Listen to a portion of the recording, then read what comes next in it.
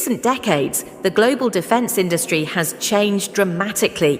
While many nations have succeeded in designing highly advanced military systems, the challenge of producing affordable equipment remains a serious issue for large and small countries alike.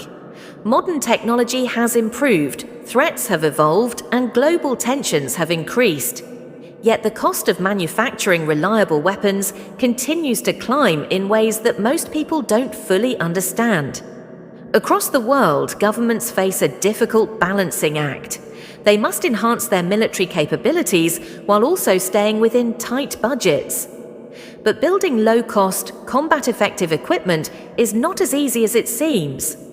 Many countries discover that creating cheaper weapons often requires even more planning, more expertise, and more industrial strength than developing expensive, high-end systems. One major example that recently highlighted this problem is the ongoing conflict in Eastern Europe. When the war in Ukraine began, it revealed a striking truth. Quantity and affordability can sometimes matter just as much as raw technological power. Drones, artillery shells, armored vehicles, and ammunition were needed in massive numbers. Suddenly, countries realized that producing only a few expensive systems was not enough.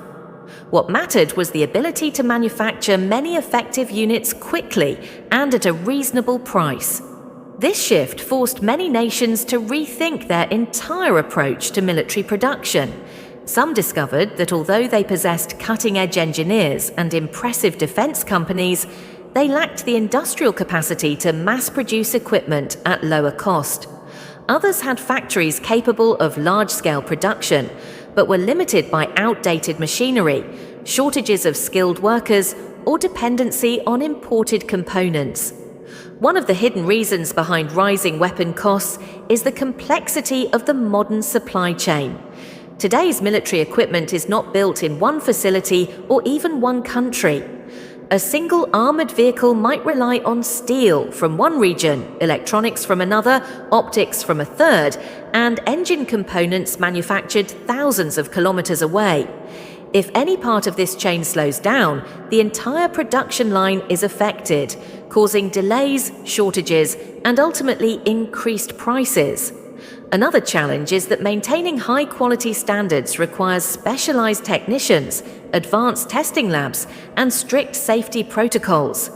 Nations with smaller defense industries often struggle to meet these requirements without significantly raising their budgets.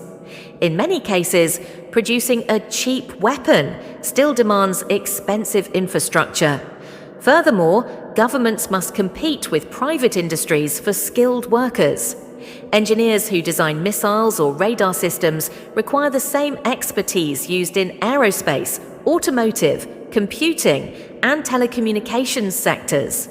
When private companies offer higher salaries, defense manufacturers lose talent, which slows down production and raises costs. Political decision-making also plays a major role. In some countries, military budgets fluctuate depending on leadership changes, economic instability, or shifting national priorities. When funding is inconsistent, long-term projects become difficult to maintain, and companies cannot invest confidently in new factories or technologies.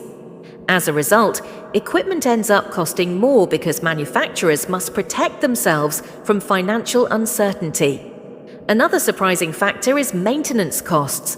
Modern military systems are incredibly advanced, but they require expensive spare parts, constant upgrades, and extensive training.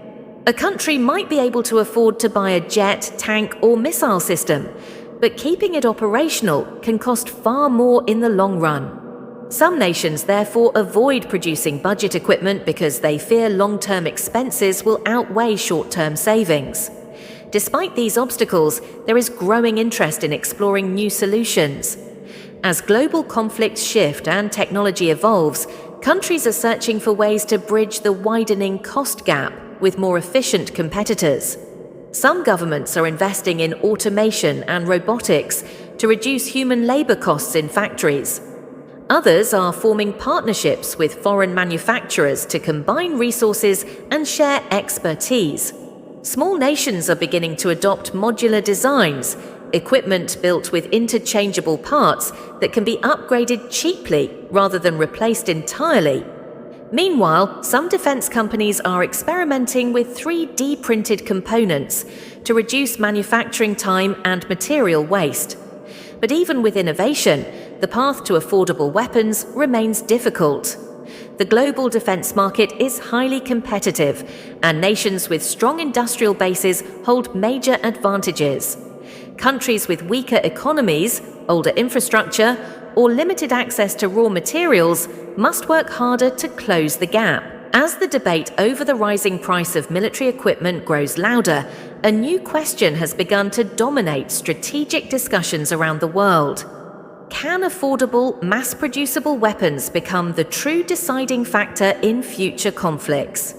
While advanced systems like stealth aircraft and hypersonic missiles draw global attention, many governments are realizing that large quantities of cost-effective equipment may determine long-term military resilience.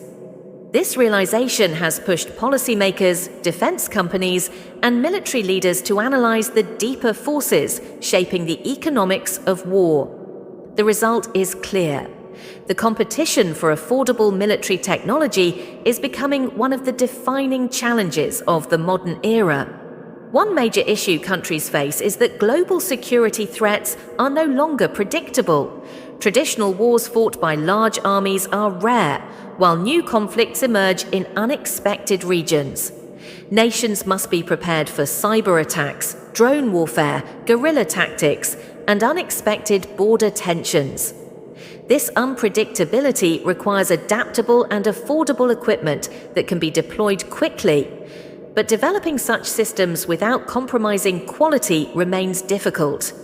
Another obstacle is the rising cost of raw materials. Steel, electronics, fuel, rare earth metals, and specialized alloys have all become more expensive due to global demand and supply chain instability. Many countries cannot produce these materials domestically and must rely on imports. When international markets fluctuate, defense budgets are directly affected. Even basic items like ammunition and protective gear can become significantly more expensive when material prices rise. In addition to material costs, nations must deal with the rapid pace of technological change. Today's advanced systems can become outdated within a few years. This creates pressure on governments to constantly upgrade, redesign, and modernize their equipment. Some countries struggle to keep up, leading to outdated technologies that are expensive to maintain but difficult to replace. This problem becomes worse when nations depend heavily on foreign suppliers. For example, a country may build its own tanks or aircraft but rely on imported engines, sensors, or software. If political tensions rise or export restrictions tighten, the entire project can collapse. This dependence forces countries to consider building domestic alternatives, a process that requires massive investments and raises overall costs. Despite these challenges, a global shift is taking place. Nations are exploring creative strategies to make their equipment both effective and affordable. One emerging trend is the use of dual-use technology. Civilian technologies adapted for military purposes. Commercial drones, artificial intelligence systems, satellite networks, and communication tools are rapidly being upgraded for defense applications.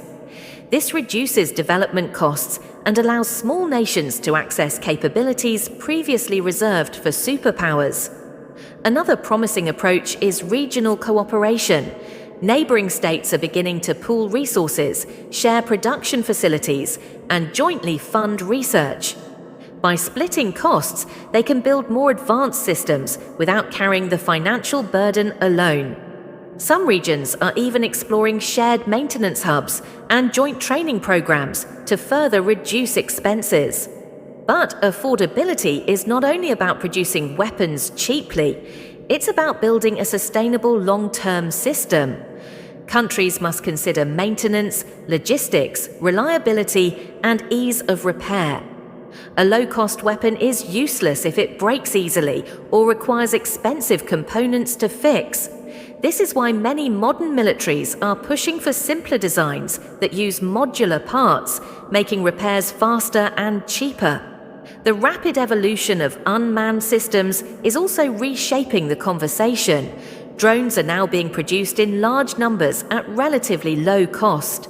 Small drones can conduct surveillance, carry sensors, or even perform attack missions with minimal investment. This has inspired many nations to shift from traditional, expensive aircraft to more flexible drone fleets. These fleets can be produced rapidly and deployed in large numbers, offering both affordability and strategic advantage. However, this shift brings new challenges. Electronic warfare, signal jamming, and anti-drone technologies are becoming more advanced. Nations must invest in cybersecurity, encryption, and countermeasures to protect their unmanned systems.